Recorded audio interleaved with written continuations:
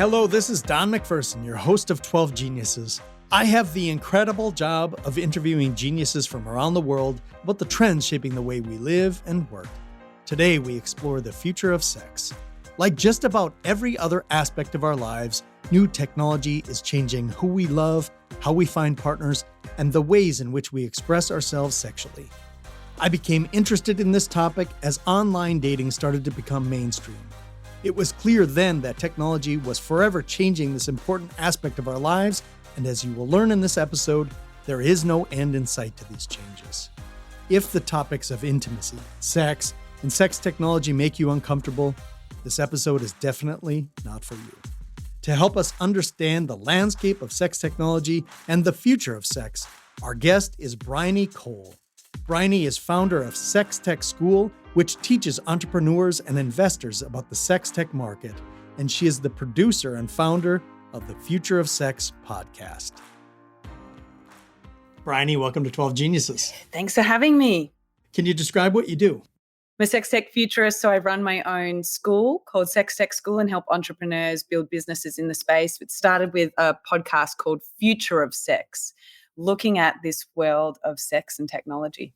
And can you describe what sex tech is? Yeah, I think the easiest way to describe it is looking at it as a compound of two words, sexuality and technology. So sex tech is any technology designed to enhance sexuality.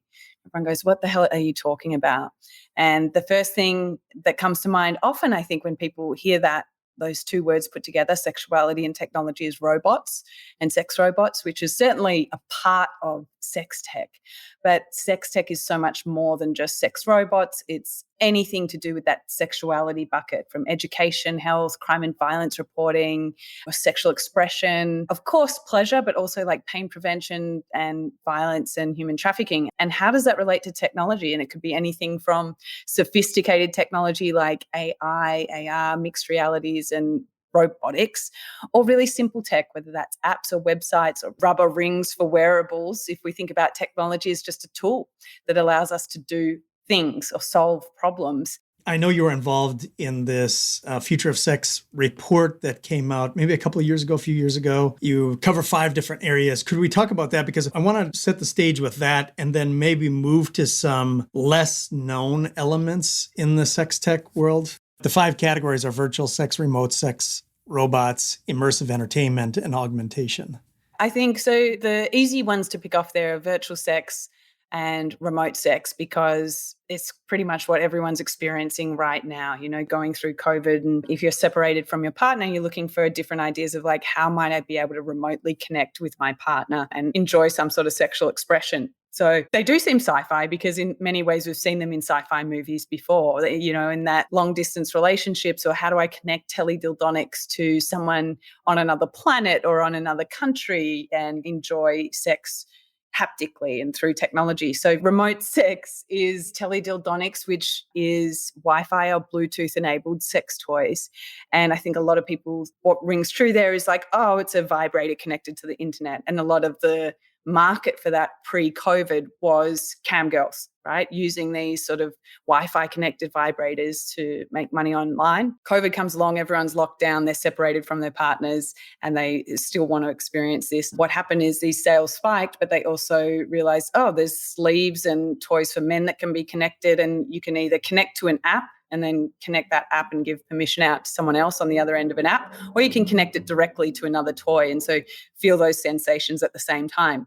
Again, it sounds so sci-fi and like, oh my gosh, we can feel these things at the same time and have sex at the same time. So yeah, it still is pretty sci-fi. In fact, when you put it into practice, it's clunky, it's funny. People are going to these products for novelty more than they are to experience, this being in the same sensations at the same time. So that's teledildonics. Virtual sex, if we move to that different sector, I guess, is how do we use virtual reality and products like that to not only simulate sex, but use it for different ideas around sex education, which has already, since that report came out, happened in the adult industry, and that porn companies are using this not only for their porn content, but also for creating sex education platforms in virtual reality. So Virtual Sexology is a VR sex education platform.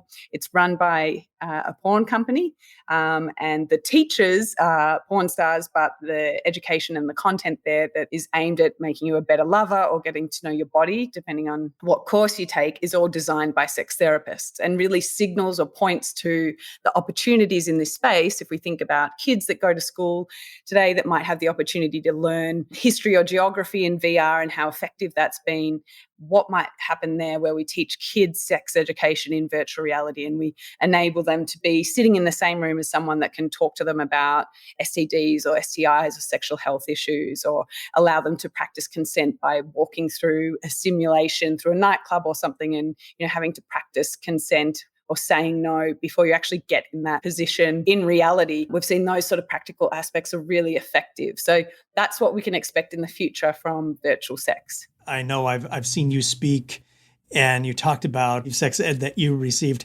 and I'm older than you are, and I received reproduction education. I wouldn't say it was sex education. And so as I was kind of preparing for this, I was reading this Future of Sex landscape and reading some of the literature on it, and I'm like, this is the end of humanity. And then I started to pick up some of these things that, there's actually some benefits to humankind from this, like you were talking about consent and education and things like that. I think that's important for people to keep in mind, is that this isn't necessarily the end of humanity. There are some benefits to some of these things. Yeah, well, I think that's a very normal human reaction to go, oh my God, this is the end of humanity. When we have these changes or when we have these big sort of innovation pushes, right? They're quite polarizing. We're either really hopeful and think we're headed towards utopia, or we're completely scared, fearful, and just like, this is the end of humanity. So I think they're normal reactions, and I think we underestimate how quickly we change from being in fear around them to thinking this is quite a good thing. The most obvious example I talk about in that sense is dating apps, where 10 years ago when Tinder came out, everyone was like, oh, if you're on Tinder, like, yeah, you must be desperate. And today, if you're single and you're not on Tinder or you're not on a dating app, like, what are you doing? How are you finding people? So we used to think that was sort of so embarrassing. And now it's like, well, this is actually really empowering technology. And this is, maybe we're sick of Tinder by now. It's on to the next thing. But I think it's interesting to note that those technologies and our attitudes around them do shift and change. And so when, I talk about virtual sex and people go, that would be horrible, and then think, well, in 10 years' time, maybe you'll think differently, just like you thought differently about Tinder when it first arrived. So I'm a sex tech optimist when it comes to that, but very aware that people are scared. And also I think it would be irresponsible to not mention the dangers of all of these technologies, right? Like when the introduction of the internet has created so many wonderful things, but also when we look at sexuality, even into that bubble, like revenge porn and the proliferation of like online pornography and human trafficking and things, they're real dangers as well that you have to be mindful of. There's no sex tech ethics committee, and a lot of the time governments and legislation takes 5 to 10 years to catch up. Let's talk about augmentation for a minute, because that's one of the areas on the Future of Sex landscape that you talked about. What is augmentation? Because I think it's far more diverse than maybe people might initially imagine.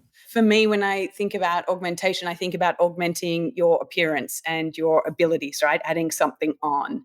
And for sex, there's so many different ways that could be. Do we want bigger and better things? Can we augment that with prosthetics? Certainly. And I think one of the more short-term, interesting parts of sex tech with augmentation is the ability for people to have different genders, shall I say.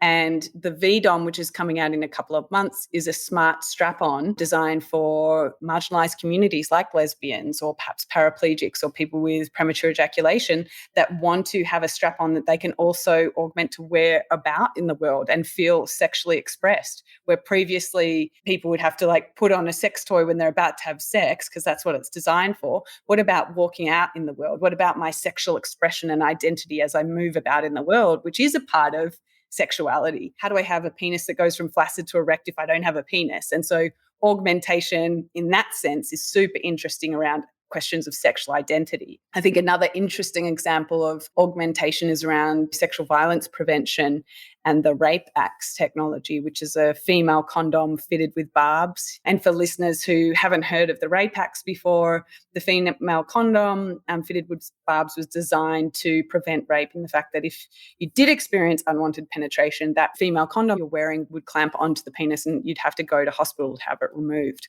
So in the context of a country that experiences rape every 17 seconds, this is a really interesting, valuable innovation, not without political and societal ethical questions and moral dilemmas around it. But I think that's where augmentation is going, where we're solving these almost smaller subsets of the population and issues around that, which is interesting as much as we are augmenting our appearance. And then the last one we haven't talked about is immersive entertainment. Could you talk about what that is? A good example of a company doing that, I think, is probably CamSoda. So again, the adult entertainment industry tend to dominate these things where they mix their VR content with sex toys.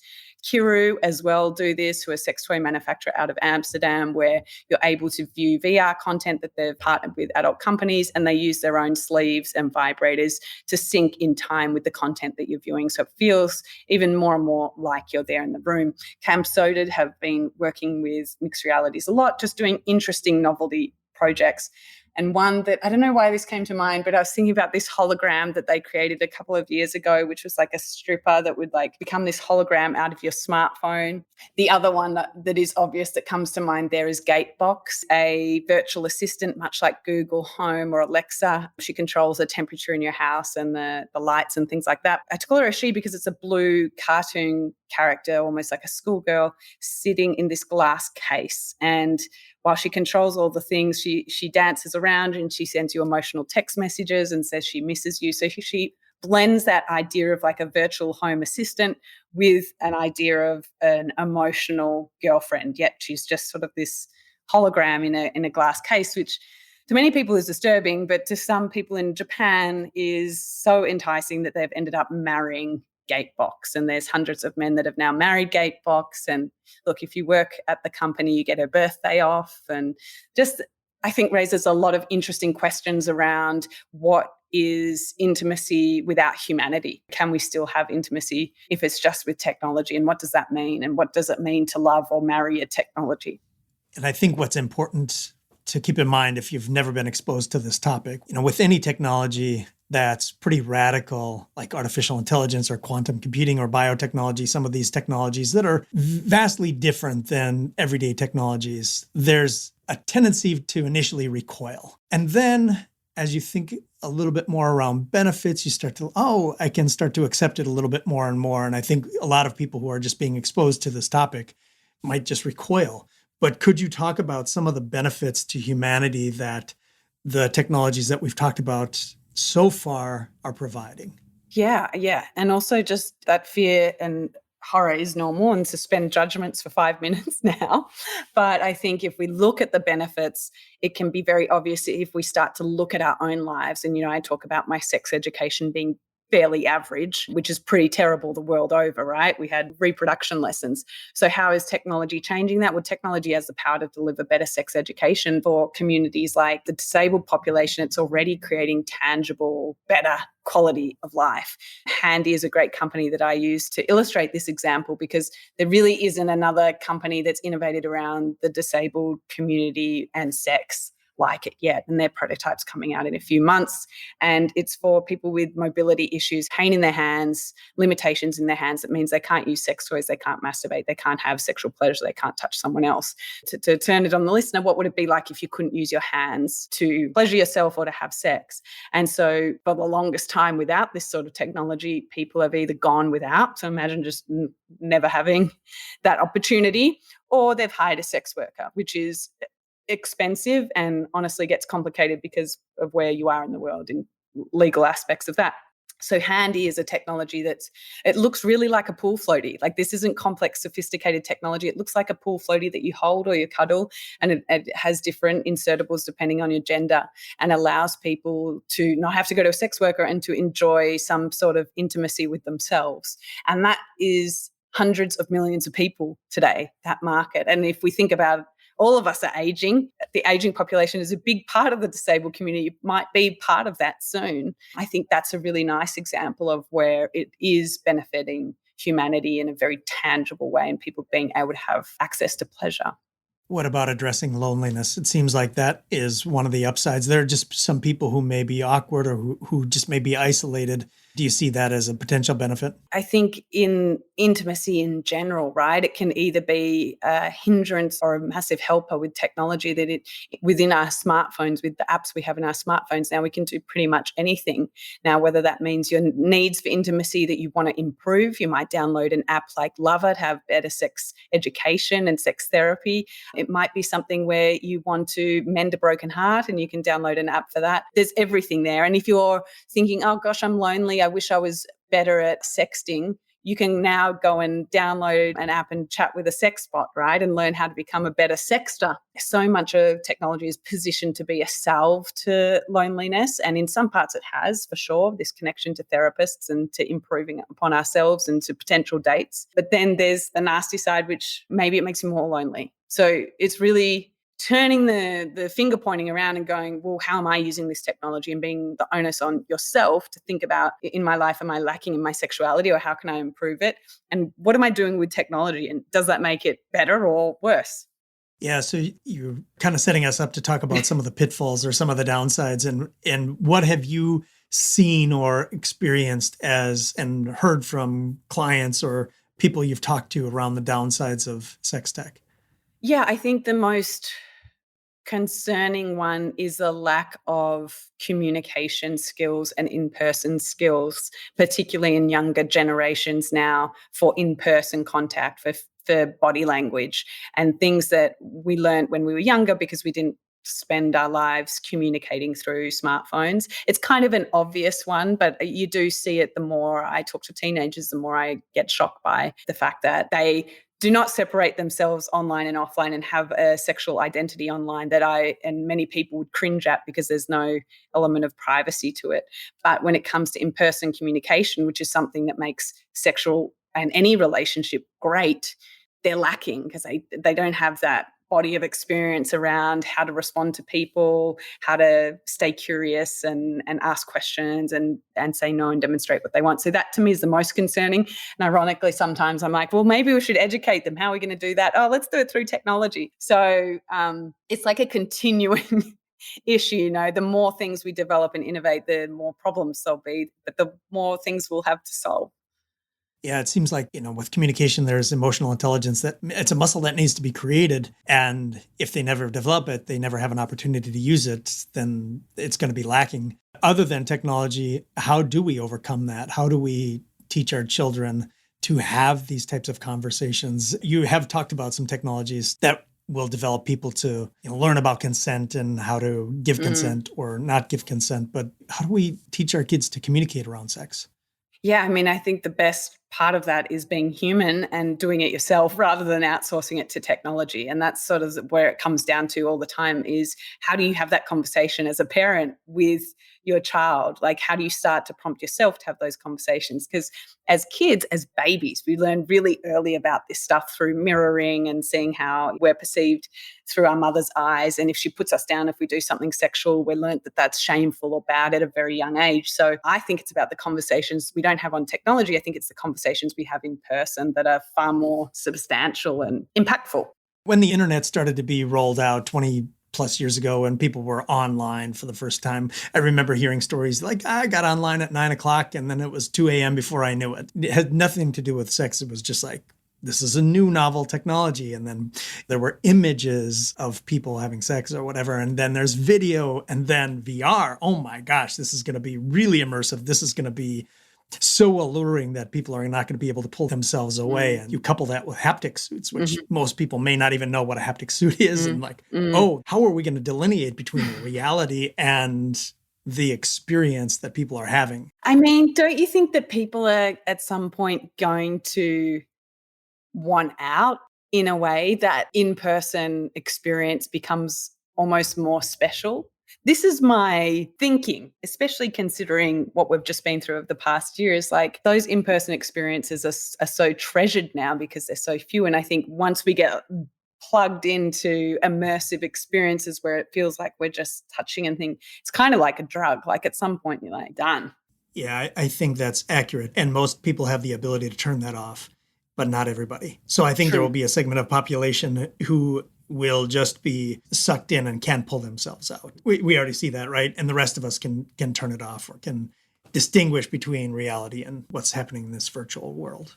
I think you've talked about a bunch of different lesser known advances related to sex and sex tech, but are there some others that you wanted to talk about? I know that researching you, I've seen you talk about some of these things that may not be known by the general population. I mean, there's lots. Every day there's a new one. I think going back to like body hacking and sci-fi stuff, we think about Rich Lee, who is a body hacker who's developed the Lovetron 9000, which is a chip that he's put in himself as an experiment to turn his penis into a vibrator, essentially to vibrate his penis. I think is definitely a lesser known edge case.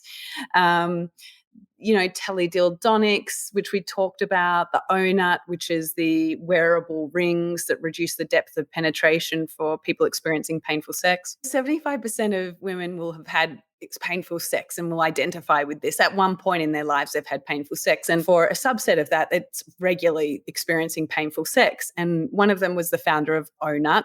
Her name's Emily Sauer. And she developed these rubber rings to put on top of the penis. It's sort of a customizable rings. Think donuts, which is essentially what she used as her prototype in the beginning to reduce how deep that penetration is going to go and to alleviate some of the pain around sex. And I was actually just talking to a sex therapist in the UK about this, and she prescribes it to a lot of patients now, and it gets rave reviews.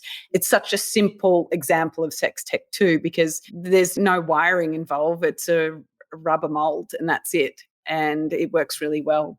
One of the things that I found interesting in researching you was how culture really can dictate or drive innovation around sex tech. You talked about South Africa and Japan and Iran and some innovations there. Could you talk about that a little bit? Because I think that's pretty fascinating. Sure. Yeah. So wherever you are in the world, there's definitely sex tech going on. And what's interesting about that is it's very related to the society that you're surrounded by and the problems in that society.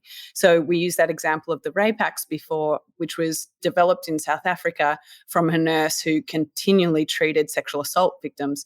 And one of them said, oh, if only I had razor blades down there. From that was born this idea to develop this female condom fitted with barbs because of this social problem in South Africa. In Japan, sexual harassment on the subways is a big problem. 2/3 of teenage girls or girls attending high school will experience some sort of molestation on the subway. It's why they have gendered subway carts now. But out of that was born a UV stamp where you would stamp your perpetrator. If someone groped you on the subway, you could turn around and do this UV stamp, which would then identify the perpetrator to other people. It sold out in a matter of hours. It cost about $20 and it was developed by a telecommunications company. But it was something where it was developed in a country where perhaps you would go and do that if you felt like someone groped you, but perhaps in the New York subway, would I turn around and stamp someone? Maybe not. But it was such a big problem that this emerged as one sort of solution there. And then the other example is, in Iran, where domestic abuse is a real problem. I think the statistic there is around 2/3 again, so it's a huge problem. And how do you help equip women who want out or need resources like education or legal resources without causing more violence and trouble in that scenario? So how do you equip them? And Tourange was an app that was developed to look like it wasn't an app, to look like you were using another app, and you could press that button and it would either call a friend that you had nominated, it would call the police if you wanted, it would also provide you access to legal resources and education. How do you see sex tech changing the way we date and fall in love and experience intimacy? It's always changing. I mean, I see sex tech changing as much as we're changing sex tech, right? So even last year, no one really was keen on going on a video date with someone, whereas now that's a feature that's in all dating apps because, we've all been locked down and forced to use Zoom and video for a year. So, yeah, it's not the technology that's changing us, it's us that's changing the trajectory of the technology. We think about how many celebrities have joined sex toy brands in the past 6 months. We've seen Gwyneth Paltrow, we've seen Lily Allen, we've seen Cara Delevingne. We've seen these slew of celebrities join as creative directors, founders, as ambassadors of sexual wellness companies for women, which 2 years ago would never have happened. But there's been this groundswell of like sexual wellness. You should be incorporated into wellness routines and mental health and physical health. And so those sorts of conversations. So that's largely like pop culture that's driving these conversations, that's driving this social movement around opening up around sexuality. And so in response to that, or alongside that, I think technology is also developing. But like when we think about sex tech, I still feel like we're further behind because culturally attitudes around sex are behind. We're like, oh, we're just emerging out of the 50s in terms of sex education. So that leads me to the next question, which is how should people prepare for this future? Because there's often a normal reaction to resist, and that may not be healthy either. So how should people prepare for this change? I mean, I think the best advice, whether you're preparing for change or preparing for great sex, is staying curious. So just staying curious is enough to open your mind and not be fearful around it. Stay curious about, and have that second question when we think about, oh, sex robots, that's not for me, or I'd never do that, is like, well, who does that? And who is that? And why? Oh, they're trauma victims. Oh, they can't connect to humans. Oh, that makes sense. I have a bit more empathy around why that was designed. And so staying open around these conversations around sexuality and staying curious, I think, is probably the best preparation. And if you can go so far as to ask yourself your own questions about what's lacking in your own life, what would you like to enhance, or what experiences did you miss, then you might even find, I could create my own sex tech company and could innovate around this and make the world a better place. Yeah, so I want to ask about sex tech companies because it seems like there are a lot of women who are involved in the innovation. And I think I've also heard you say that women are having a very difficult time getting funding oftentimes. Is that an accurate statement? Yeah, I mean, it's very accurate. I think sex tech in general is hard to fund. I think a lot of the conversations that are positive, and for all the social conversations, positive stuff we're seeing on screens, programming, that sort of stuff, when it comes to pitching and raising money, it's still really tough, whether it's morality clauses or just people's general uncomfortability with this space because they don't have a vagina. It's very hard to raise money for women's sexual wellness products. It's the big challenge to the industry. A lot of the time, if you go into those rooms and you talk about sex, it immediately gets lumped into adult content. It's really tough to take yourself out of the porn box, and I think that it's clearly not the case, but it's very hard to get out of that mindset that sex equals porn equals creepy and dirty and weird, and we won't touch that. Yeah, I mean, I think that's where a lot of people's minds go to pretty quickly. Where is sex tech missing the needs of people, men or women? I mean, it's going to come full circle here because it's always about better education. Wherever I go, people have had crappy sex education. I think that would solve a lot of things if people learn how to communicate about sex, if people learn, about their sexuality from a younger age. There would be a lot less shame. It would be a lot less taboo around this topic. So for me, the answer is always, how do we improve sex education for adults as for kids? So in the future, how do you see sex work being impacted by sex tech? It's pretty exciting. I think there's two different things that are happening here. So sex work online is highly regulated at the moment, as it is offline, and even more so. There's a lot more censorship to deal with. However, as we've seen with OnlyFans, there's also a new avenue opening up to monetize erotic content, and people definitely have an appetite for erotic content. So I think in many ways it's creating new opportunities, which is exciting. Unfortunately, as that goes ahead, there's more and more legislation around sex work because it gets lumped into human trafficking, which rightfully should be legalized, but it's a very tricky, slippery slope there, because then it starts to impact people who are sex workers, who have chosen to be sex workers, and their clients know that they would like to receive their services. So it's a really tough industry, I think, to be involved in. It's one of obviously the oldest professions in the world. And I think people are getting more innovative around it with OnlyFans and those sorts of things. But what's interesting as well is, as we see the licensing out of people's images and butts and holograms, that we may even get to a point where sex work is your holograms doing the sex work on behalf of you, and you don't even have to be there to complete the acts, which is exciting and different and definitely very futuristic. Yeah, so I mean, that's really, really interesting. And I wanted to ask you about ethical questions that are being raised here and how are we having ethical conversations? So, for example, let's say if somebody wanted to create a robot in the likeness of somebody, what are the ethical implications there? Do they have the right to do that? How would somebody get compensated for that? Are these types of conversations being had, these ethical questions?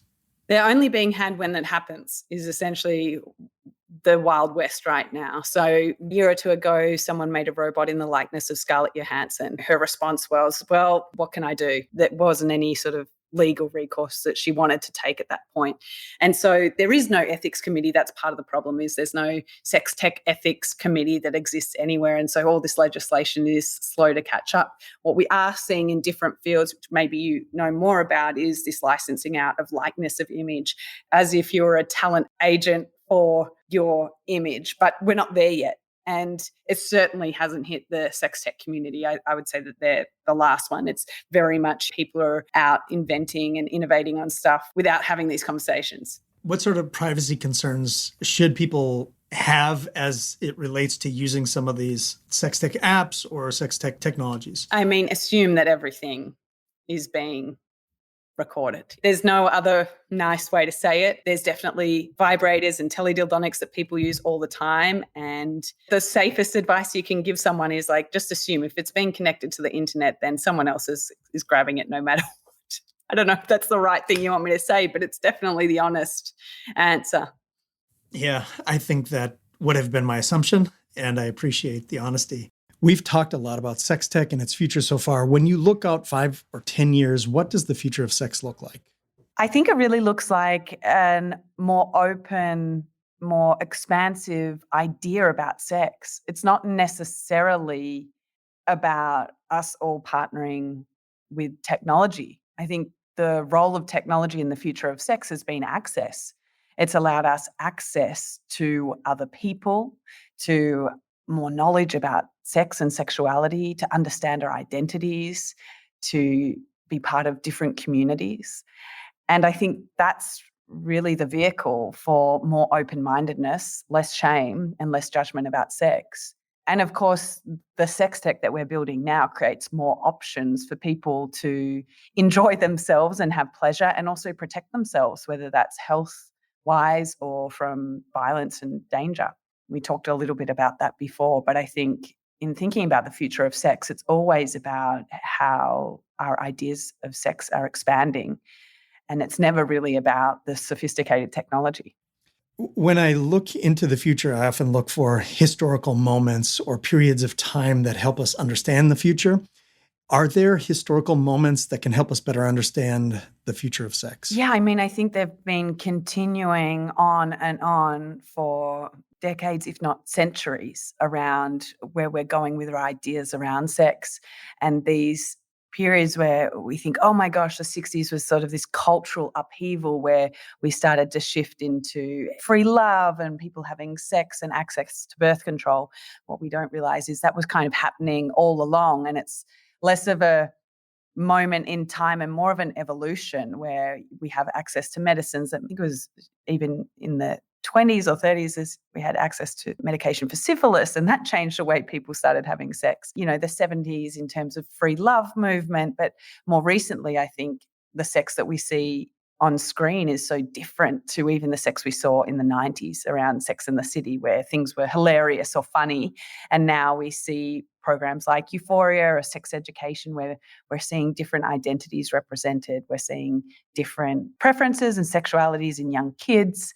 And it's an opening up rather than, I think, these moments in times. We can also, of course, look to Me Too and the Time's Up movements, which have been really powerful in having women come forward and talk about sexual assault. And being able to talk about sexual assault publicly just empowers a larger conversation around sexuality for everyone to start talking about sex, whether that's on social media, with their partners, with their friends. I don't know if you watched a Britney Spears documentary recently, but it took me back to my childhood and being 15 years old, because that was around the time that Britney Spears was becoming popular. And I just remember how revered she was for being pure, you know, in this virginal culture that we celebrated when I was 15, 20 years ago, and how much that's changed today. And we think about sexually fluid pop stars now, and people online talking about homophobia or starting movements around and against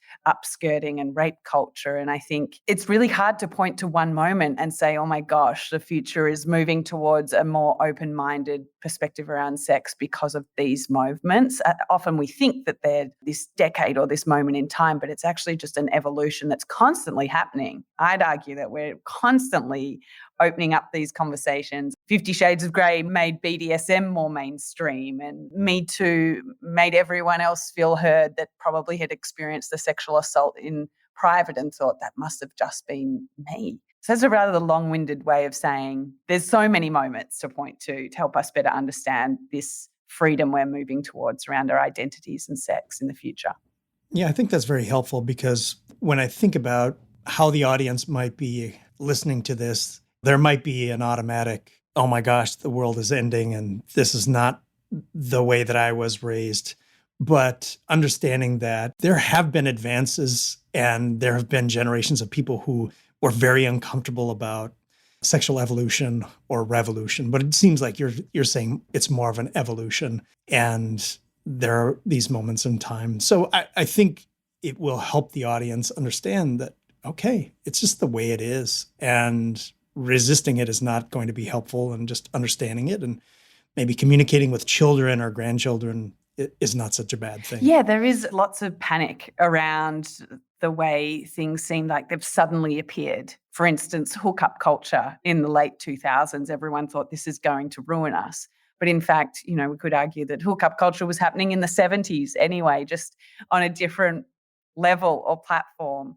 But I think what is true is that these big ideologies or moralities around sex have shifted, and we can quite easily bucket them into that early days when this idea, which still holds for some people, this significance view of sex is that you only have sex with the person that you love, that's significant in your life, that you're married to, which shifted a couple of decades ago for the majority of the population in America to this idea of recreational view of sex, where sex was something that didn't have an inherent meaning. It was like scratching an itch. We did it for, according to a study I've read, 504 different reasons to have sex, including reducing stress, relieving anxiety, helping you go to sleep, as well as loving a partner. And now I think we are moving into a broader dialogue about sex and a broader view about sex, which not only is about who you have sex with or how you have sex or to alleviate stress or a pain or something, but it's also around your open-mindedness around your identity in sex and gender fluidity and bigger conversations that don't just involve penetration. With all of the advancements in sex tech, is human connection going to be obsolete? Thankfully, no. I think with all of these advancements and everything that we can do with technology is so exciting, but I think there's no need to be afraid. I think the biggest gift we have for each other is being human and being creative and using our imagination and our sense of touch and things that make us so human, staying curious with each other, that robots or technology will never be able to replicate that. And so the future of sex is all about humanity. That's great. That's a good place to end. Where can people learn more about you and the work that you do? You can Google Future of Sex podcast. If you're interested in being a part of the field, you can go to sextechschool.com, and you can find me on Twitter at Bryony Cole. Bryony, this has been a fabulous conversation. I appreciate you taking the time, and thank you for being a genius. Thank you. Thank you for listening to 12 Geniuses. Our next episode will explore the future of food with restaurateur and celebrity chef Justin Sutherland. We will talk about food insecurity, ethical food production, and the future of the restaurant business. That episode will be released May 18th, 2021. To subscribe to 12 Geniuses, please go to 12geniuses.com. Thanks for listening, and thank you for being a genius.